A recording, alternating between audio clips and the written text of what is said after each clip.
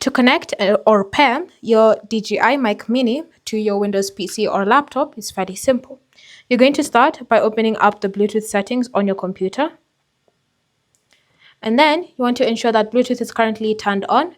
Then you're going to select the option Add Device. Choose Bluetooth and then start by removing the microphone from the case and putting it in pairing mode.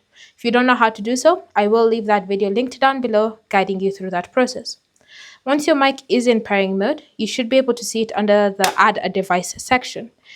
Once it's appeared, go ahead and select it. And then the mic should be successfully connected. And to ensure that the mic can be detected and it's been set as your default microphone, you want to go ahead and open up your system settings, select sound, and then under input, you want to ensure that your DJI Mic Mini has been selected.